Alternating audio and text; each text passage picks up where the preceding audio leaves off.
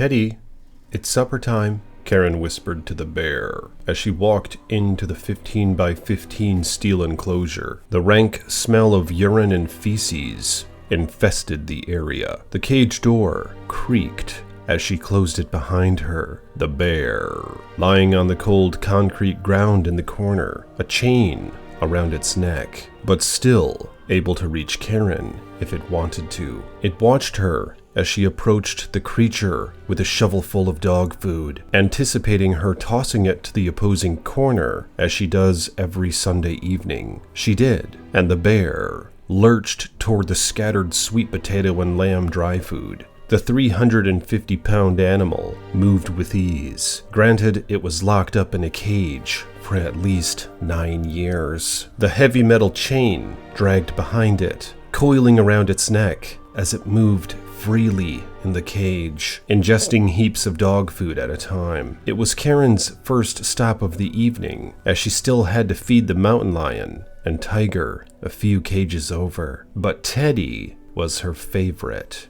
She had watched him since he was a cub, and he's been a sweetie pie ever since. The screams from the onlooking children that fateful evening were things of nightmares. What's up, guys? Iceman here. So this story is called Caged Bear, and it's an incident that happened only a few decades ago. It's extremely horrifying what happened to this young, vibrant woman, and how she met her unfortunate demise, which was perpetrated by what seemed to be her very child, in her mind anyway. But nonetheless, I appreciate you guys for coming by, and if you will, like this video, subscribe to the page, and hit the bell so you're notified next time I post a video. And if you want to support me further, you can become a channel member or a patron. Links in the description below. And blessings to my channel members and patrons. So let's get into this chilling tale. Karen Waltz was a beautiful young woman with a heart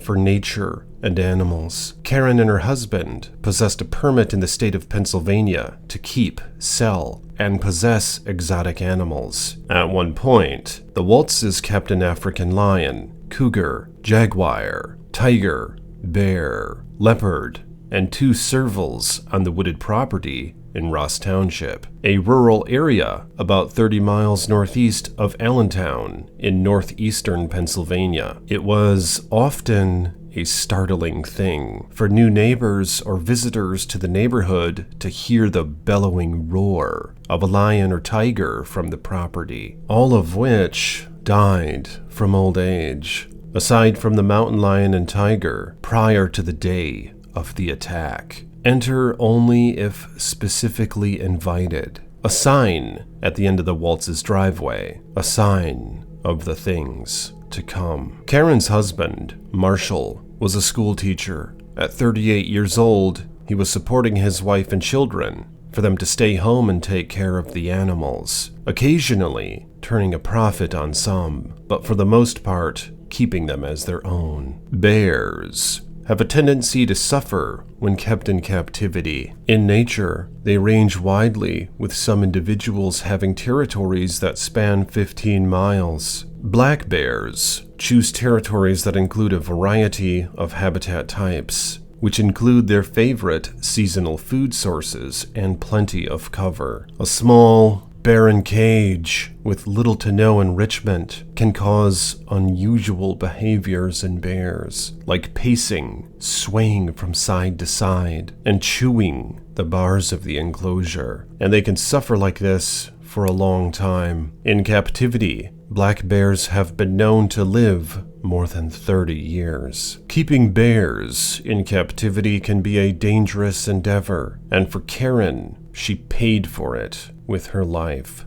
That evening, she felt clear-minded and decided to tend to her bear and large cats after a long bike ride through the region's various wooded trails. Approaching the cage, she couldn't help but smile at the sight of Teddy, who lay there like a heaping mess, gazing back at the human. To the bear, Karen was all he knew in terms of social interaction and the greater world beyond. She was the hand that fed him and the hand that takes away. Day in and day out, he would pace in his 15-foot-long cage from one end to the other, again and again. He just had to be moving, but the female figure in his life kept him from his movement, kept him a slave.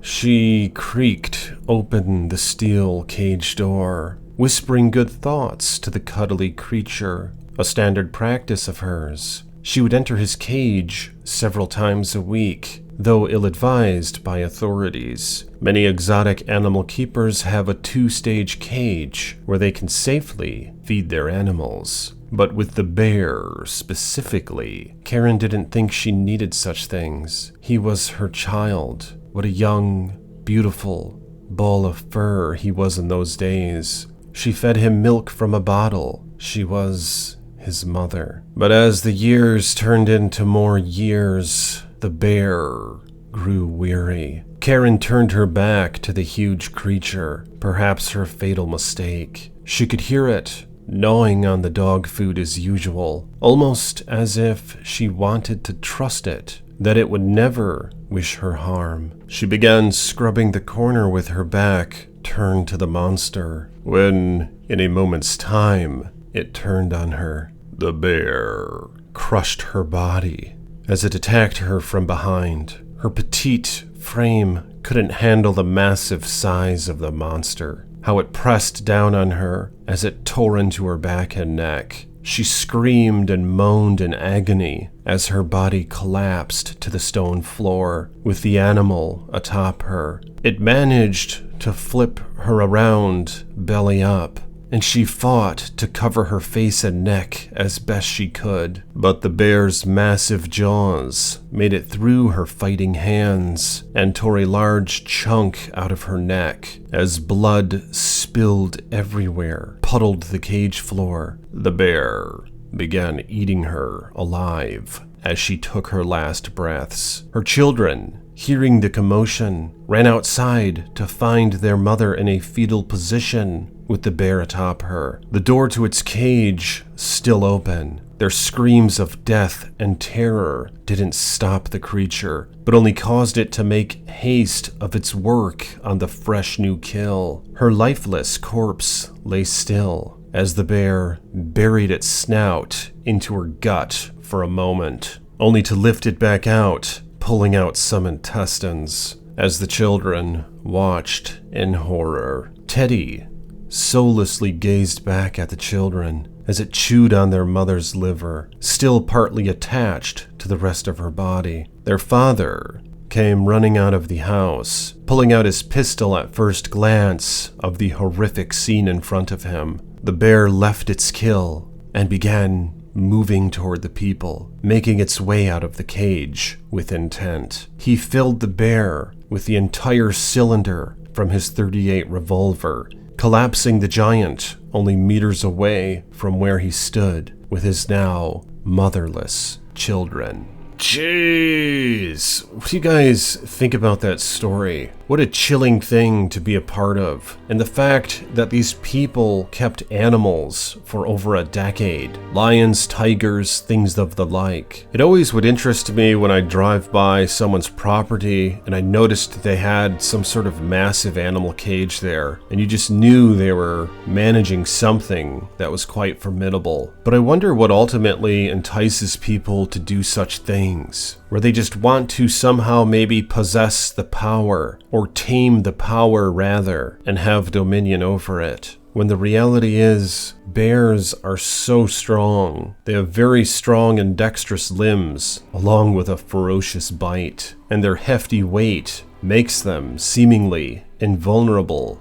against other living creatures, especially humans. But what a horrific thing that the children had to witness their mother be torn to shreds. And after reading further into this incident, I found that some of the neighbors had concerns over the caged animals as well, with their children growing up near them. But apparently an incident with the neighbors never broke out, and their children would grow up and everything would be okay, and the ones next door still had they're caged monsters. But personally, it makes me kind of sad to see any animal in a cage, especially a small one, for a creature that was meant to roam far and vast. I wonder what was going through the bear's mind, and maybe it just had enough. I'm not sure. But let me know your thoughts on this situation in the comments below. What is your opinion on caged animals? But I'm not gonna lie, I still like to go to the zoo once in a while. But at least there they have a decent sized habitat compared to small cages. Generally speaking anyway. And what's your opinion on this incident? Why did Karen put so much trust into the creature? And do you think you would have been more hesitant? I appreciate you guys for coming by. Again, more videos to come on this channel, so subscribe to this page and hit the bell so you're notified next time I post. And I'll talk to you guys soon with more chilling tales